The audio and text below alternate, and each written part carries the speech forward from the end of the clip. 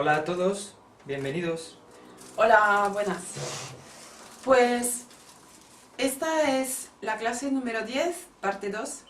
Ya hay una parte 1 que se ha realizado y que está disponible en nuestro canal de YouTube de amorconsciente.es y en el canal de la Fundación Amica, que es la que patrocina y distribuye gratuitamente pues todo este curso multimedia. Entonces, os animamos, os invitamos a tomar esta información de una forma equilibrada, es decir, pues con un discernimiento, con un escepticismo sano y con una confianza prudente. O sea, no irse a los extremos de que hay que cuentan, de que chorrada. O sea, que sí que puedes tener esos pensamientos, pero que, bueno, te invitamos a seguir escuchando esta información.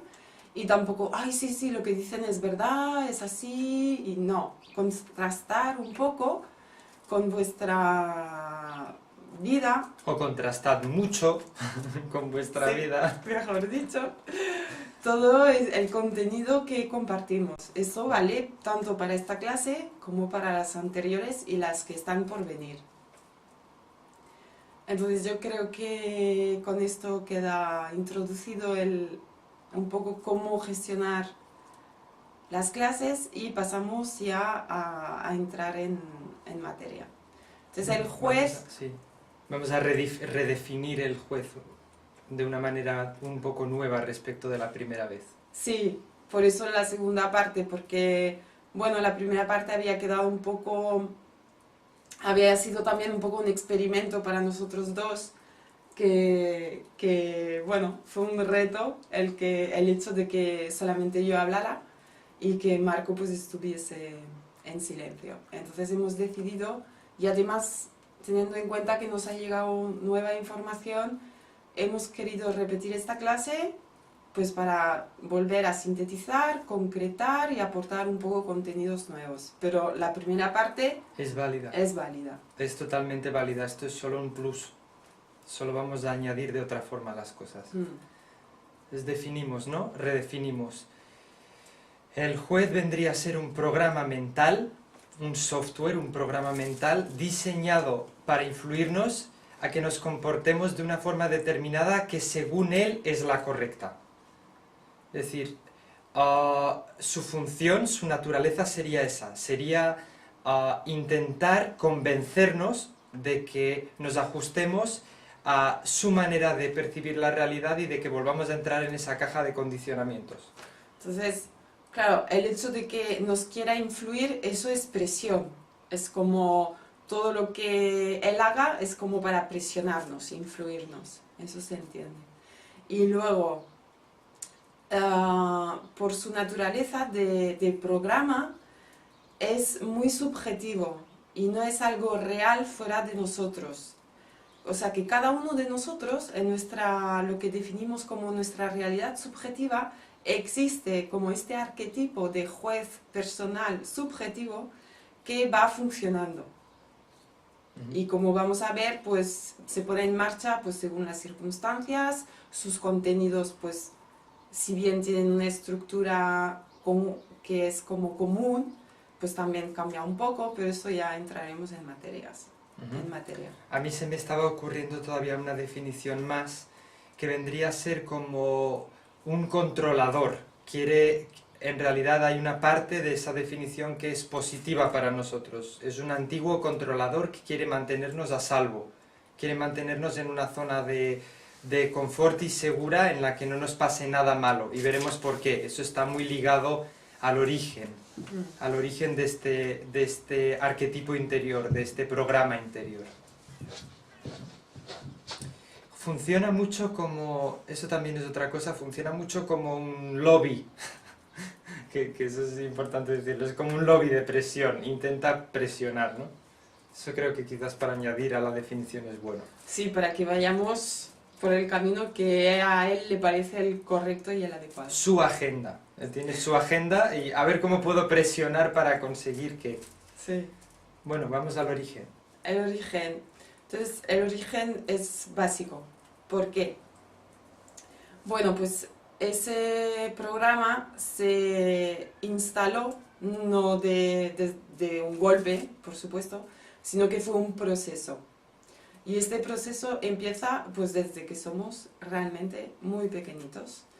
O sea que el juez en su origen era algo externo y real, es decir, que eran pues o nuestro papá o nuestra mamá o ambos, o algunas figuras pues importantes que fueron para nosotros como maestros, como abuelos, abuelas, bueno, cualquier figura de nuestro entorno que tenía como cierta autoridad.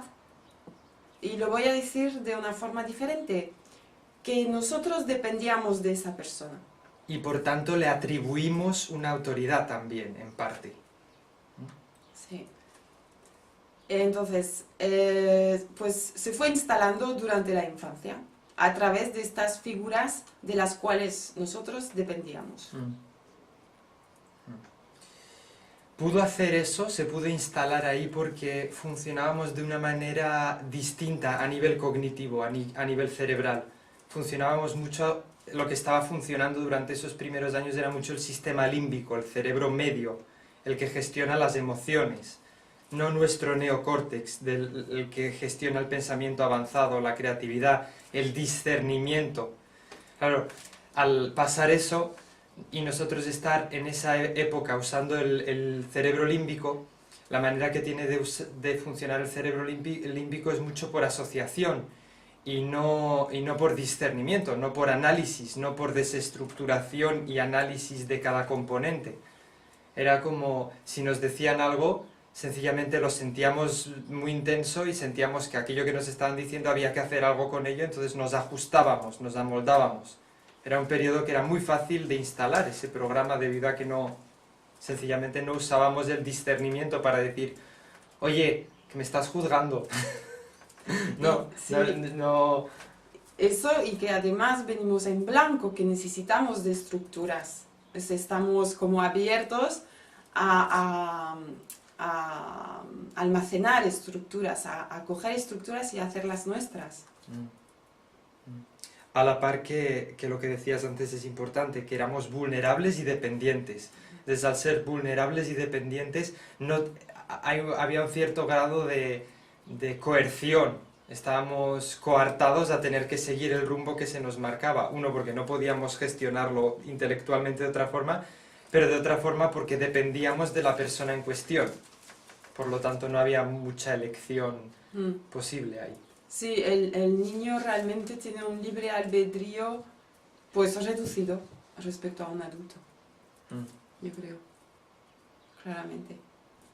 Claro, no está en pleno uso de sus facultades de la inteligencia, ¿no? Intelectuales. Y su condición dependiente para sobrevivir, eso también le restringe su libre albedrío. Entonces, también debido a que, como he dicho antes, estaba en blanco y observando todo el día su entorno, también puede llegar a cargar programas en lo que sería el apartado del juez interior personal de su entorno. Pues, por ejemplo, él observa que su madre o su padre tiene ese juez, esos mensajes, pues los coge también, los asimila por modelo, ¿cómo podría decir? Se empapa. Sí, se empapa, por seguir ese modelo. ¿Okay? Esto sería como el origen. Y va aparejado con la vergüenza, ¿no? Va aparejado, sí. Va paralelamente a la creación de la herida de la vergüenza. Porque cuando de pequeños recibimos un juicio absoluto acerca de nosotros mismos, se daban las circunstancias que hablábamos antes, que no podíamos razonar lo que nos estaban diciendo. Segundo, no podíamos hacer nada porque éramos vulnerables, entonces lo único que podíamos asumir era que tal como éramos no éramos adecuados, es decir, que algo fallaba intrínseca, inherentemente, profundamente en nosotros y que había que cambiarlo de cualquiera de las formas. Sí, entonces sucede tres cosas en realidad. Cuando puede suceder, no siempre, pero lo que puede suceder con el juez durante la infancia es que al suceder, a ocurrir una crítica hacia el niño, pues primero lo que ha dicho Marco, como no tiene el discernimiento de decir lo que hago no soy yo, sino que está totalmente fusionado con lo que hace, se piensa que aquel comportamiento es él y además que así no es adecuado porque justamente le reprimendan o le juzgan o le critican. Esto crea la herida de la vergüenza, es como el núcleo de la herida de la vergüenza. El sentir que así como soy, no soy adecuado. O de que tengo como una especie de tara básica en mi interior, de que hay algo que es un fallo básico que está ahí, punto. Entonces, la vergüenza pues está muy relacionada con el juez. Luego, hay un registro de que este comportamiento no es el correcto y esto se registra en el programa del juez interior personal. Queda ahí bien almacenadito. Que también entiende perfectamente qué es lo que hace falta para repararlo. O sea, que registra no solo el comportamiento que está mal, que falla, sino cómo lo tengo que solucionar de inmediato, ¿no? Y esa solución, ese adaptarnos a actuar de una forma diferente que era la natural, pues es como ya la caja, o digamos la caja de los condicionamientos, por supuesto, pero también se va creando la personalidad y la realidad subjetiva, nuestra capa de la protección. De pequeños el impacto de ese juez es inmediato sobre nuestro comportamiento. Al no haber la capacidad de discernir que, se está detonando la vergüenza en mi interior, me está presionando para que yo cambie mi actitud, al no haber ese raciocinio, al no haber esa capacidad de conocimiento, lo único que nos queda es actuar directamente en base a eso, ¿no? Y adaptarnos. Y modificar nuestro comportamiento, llevar a cabo una acción distinta de la que haríamos si tuviésemos raciocinio, quizás. ¿Mm? Por eso que muchas veces luego en nuestra vida la vergüenza es tan fuerte, ¿no? Tan automática y condiciona tanto nuestro funcionamiento. Y hablando de funcionamiento es ahí a donde vamos, ¿no? Sí. A entrar un poco en detalle cómo funciona, cuál es la mecánica.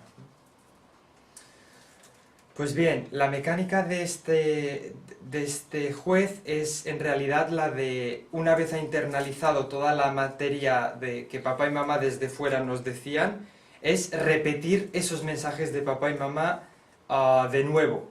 Y de alguna manera cuando somos adultos, debido a que lo repite muy parecido, o con una energía, o con un tono, o con una manera muy parecida a nuestro padre y a nuestra madre, adquiere o le otorgamos, en cierta forma, como una gran autoridad, ¿no? Como que tuviese realmente un poder sobre nosotros, ¿no? Esa voz aparece, ese mensaje aparece y yo siento que...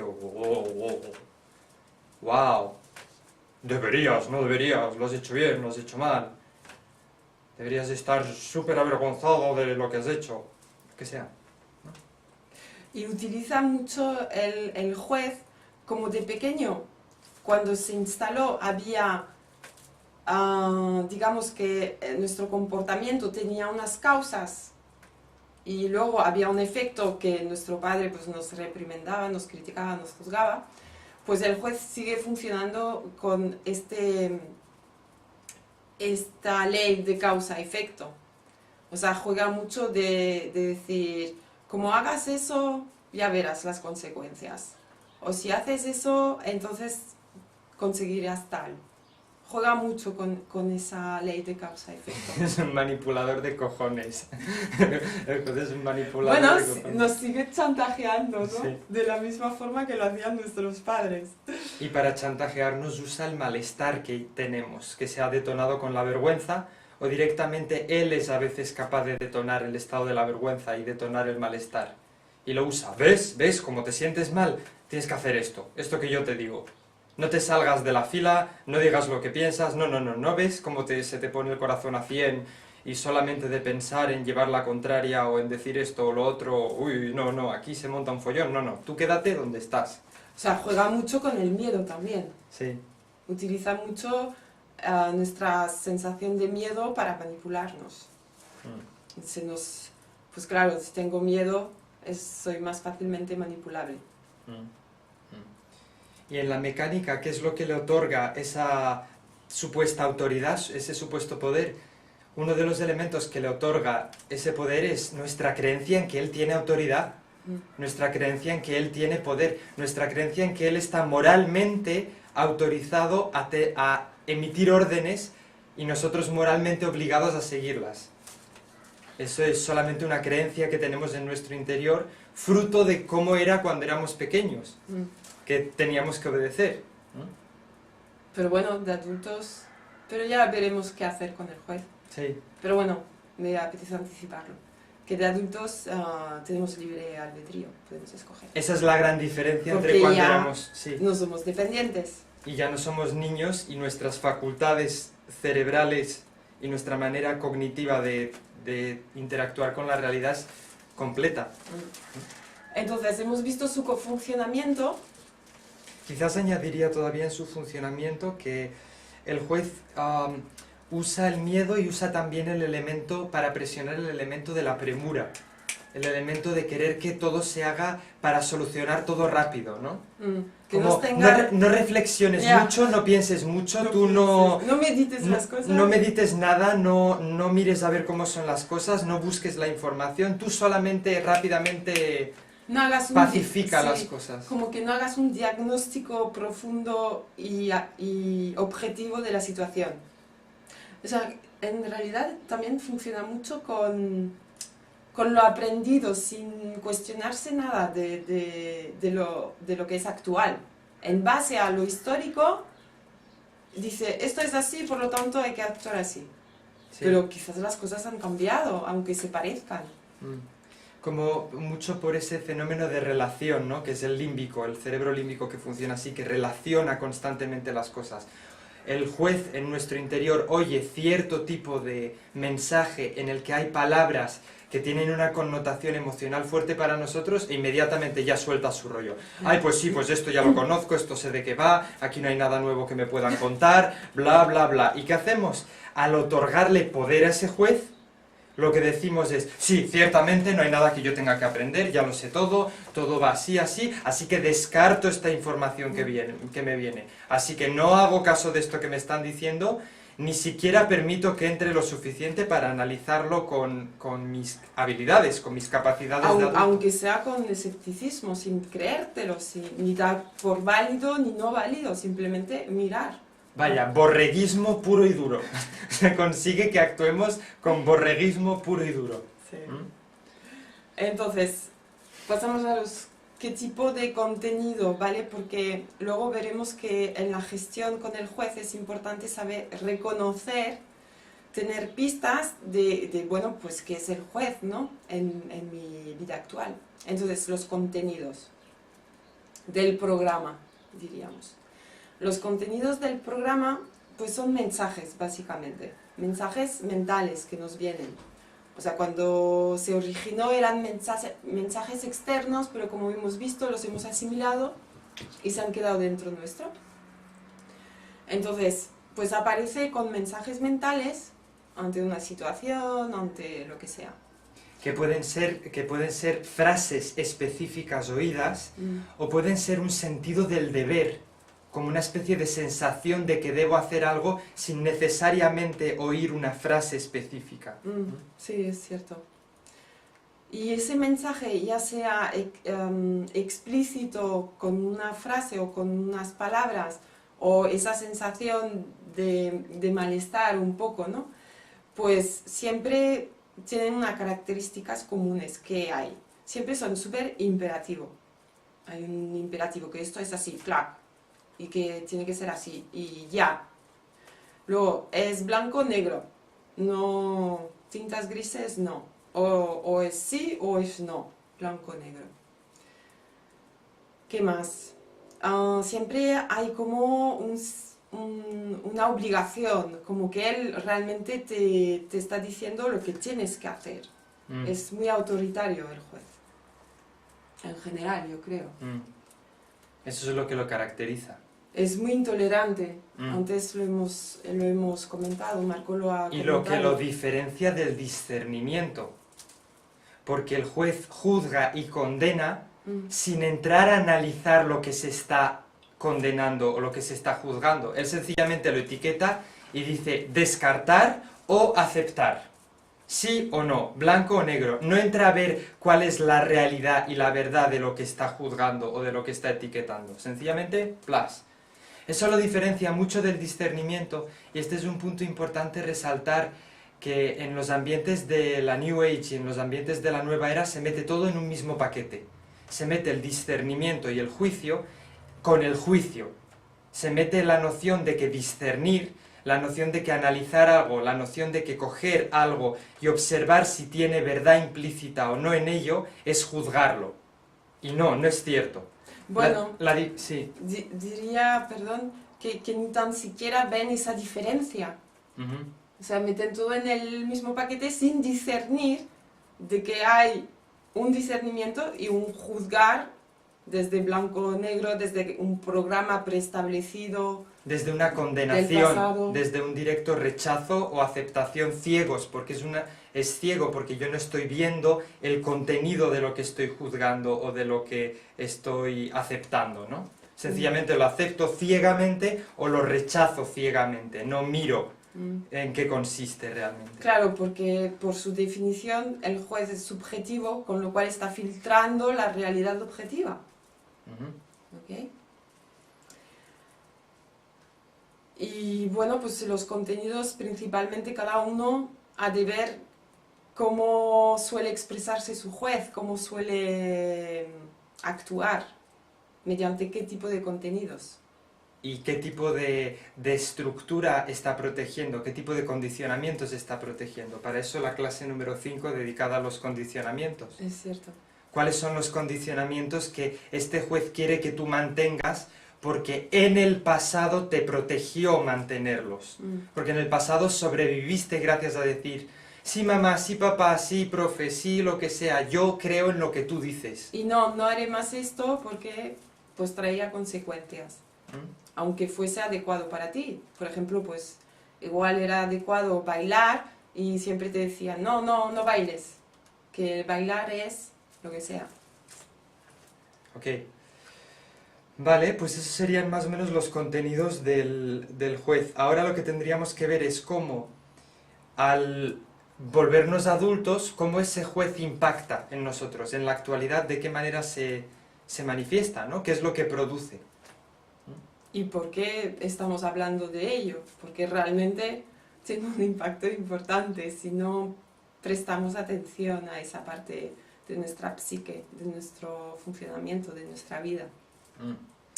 Entonces, todo el funcionamiento del impacto del juez se basa en que creemos en lo que nos dice. Entonces, cuando eso ocurre, cuando nos creemos lo que nos dice, los mensajes que nos trae, lo que hace, por ejemplo, es nos cristaliza y nos solidifica en ciertos roles y patrones y conductas frente a diferentes cosas. O sea, frente a diferentes situaciones, frente a diferentes personas, perdemos nuestra natural flexibilidad de poder razonar y vivenciar y sentir los cambios, porque la realidad cambia todo el tiempo y lo que una persona creía ayer puede razonarlo, puede sentirlo, puede interactuar con ello y darse cuenta de que estaba confundida, de que estaba cometiendo un error.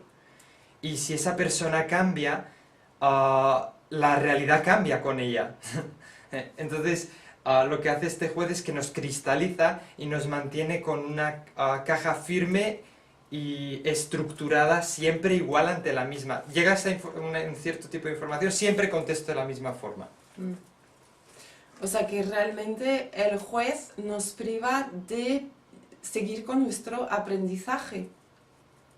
Es que lo limita nuestro aprendizaje según lo que tiene pues almacenado, según sus programas que fueron instalados durante nuestra infancia. Entonces realmente nos limita en poder aprender y desarrollar y crecer, pues no digo que quizás todas las áreas de nuestra vida, pero seguramente que alguna importante está afectando.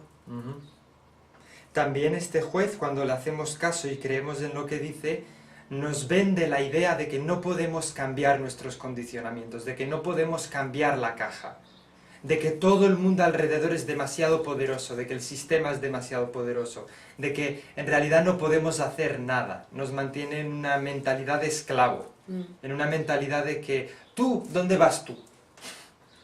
Pequeña Tú hormiguita, solo. tú solo, ¿dónde vas? ¿Qué ¿no? vas a hacer? ¿Qué vas a hacer tú, no? Si tú no vales nada, si tú no tienes ningún valor, ¿qué crees que tú puedes hacer para influir positivamente en el mundo, en la vida de las otras personas? Si además mantiene una mentalidad de sometimiento a alguna autoridad externa, cuando la única autoridad que impera según la ley natural es que yo soy dueña de mí misma y nadie más, nadie puede serlo.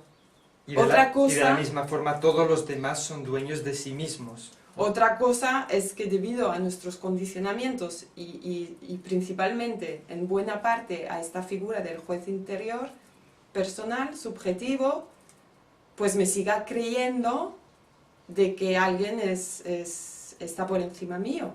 Exactamente, de la misma forma que cuando creemos en nuestro interior que nuestro juez personal tiene autoridad, le otorgamos la autoridad, de la misma forma proyectamos ese mismo fenómeno interno fuera de nosotros mismos. Creemos que hay un gobierno que tiene una autoridad moral por sobre nosotros, es decir, que hay un puñado de gente que tiene el derecho divino de mandar y que nosotros tenemos la obligación moral de obedecer, o creemos que hay una clase sacerdotal que tiene el derecho moral de mandar y nosotros de obedecer y creer, decirnos qué es lo que está bien y mal. o lo que sea. Es decir, proyectamos ese fenómeno o en los diferentes grupos, de que hay unos maestros iluminados que tienen la autoridad moral de decir cómo son las cosas y cuál es la verdad y que nosotros tenemos que hacer caso o que si no, no sé, lo que sea.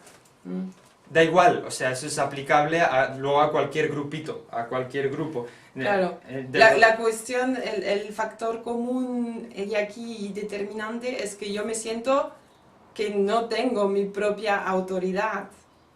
Y de esta manera además justifico una relación de desigualdad y de esclavitud, porque es lo que es esclavitud, en la que yo no estoy al mismo nivel que el otro, o puede incluso al contrario, puede que yo me erija en figura de autoridad y me crea por sobre De los demás. el otro, que también es otra Sí, transgresión total de la realidad no es esa. Y luego también el juez, en aquellas personas que el juez en su origen se ha visto muy fusionado con la vergüenza, con el origen de la vergüenza, de la herida de la vergüenza, pues el juez nos mantiene básicamente todo el tiempo en la burbuja de la vergüenza. En la sensación de no merecimiento. En la sensación, en realidad, hablando clarísimo, de odio hacia uno mismo. Exactamente. De que tal como soy no me quiero. Y por tanto debería ser como otro. Y como debería ser como otro, al otro le otorgo un estatus que yo no tengo. Como yo no me quiero a mí mismo, como yo no me valoro a mí mismo por lo que yo soy, yo me odio a mí mismo por lo que yo soy, entonces necesito una figura, necesito un alguien que va a ser superior a mí, a quien yo voy a intentar imitar, que se va a convertir en mi autoridad, a quien yo le voy a poner una serie de etiquetas y una serie de proyecciones encima que voy a seguir y que le voy a tener como un alguien de referencia. Y además el juez tiene ese componente de que cree tener razón, de que cree que realmente lo que él está diciendo, Eso igual sí. que nuestra madre o nuestro padre nos O el dijeron, entorno. continuamente nos decían que era para nuestro bien, ¿cómo no les vamos a creer que es para nuestro bien? Pues claro, el juez piensa que es para nuestro bien. ¿Ok? Y él tiene el derecho de pensar lo que quiera. Él es un software, es un programa. Ha sido configurado. Ha sido configurado de esa forma.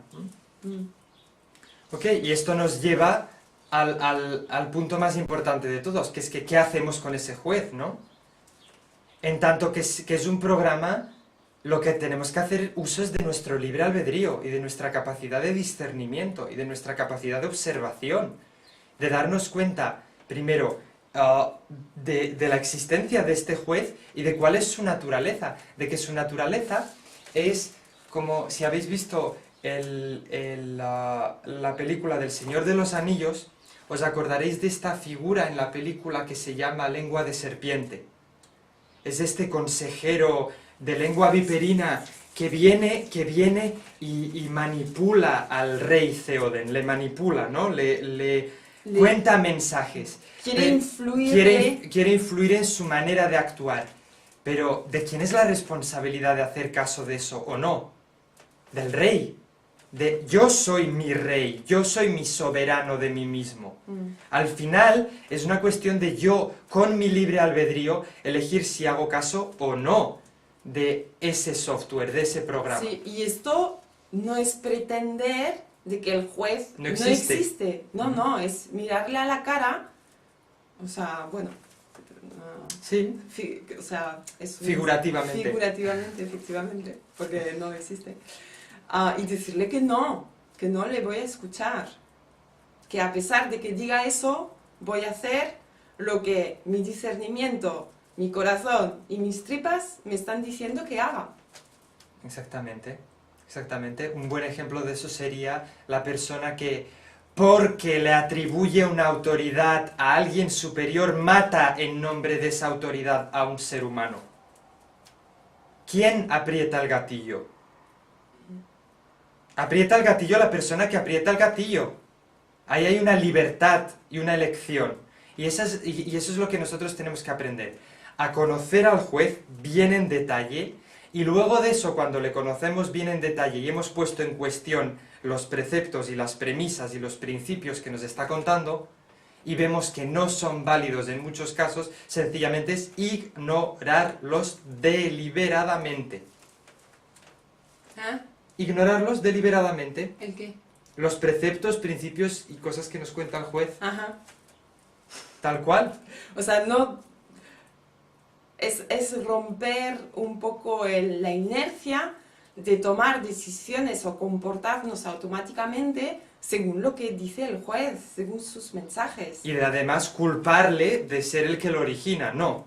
El que elige qué hago o no hago soy yo. O sea, que suena sencillo. Luego, a la hora de la verdad, claro, como se nos despierta miedo, como se nos despierta vergüenza, pues es un poco un cacao, ¿no? Entonces, bueno, ir por partes. Primero conocer al juez, ver sus contenidos, también puedes ver su origen, que en algunos casos pues está muy fusionado con la vergüenza. Saber en qué momento se despierta, no se despierta, cómo opera. Conocer tu software es ir a todas las opciones de tu software, ver opciones, configuración general, detallada, avanzada, tal, conocer cuáles son las funciones de ese juez. Y una vez que tienes este conocimiento, pues resulta mucho más fácil discernir de qué es el juez, de que no es lo que realmente yo quiero. Exactamente.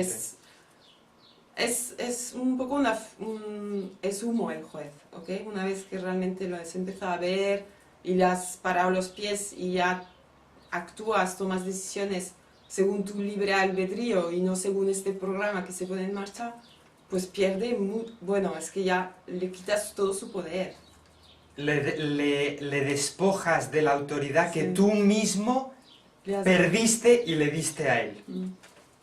Es así. Entonces, uno de los motivos por los que mantiene fuertemente su autoridad es por nuestra sensación de malestar y por nuestra sensación de no contener nuestro malestar. Entonces, muchas veces compramos los mensajes del juez debido a que nos sentimos mal y queremos sentirnos bien.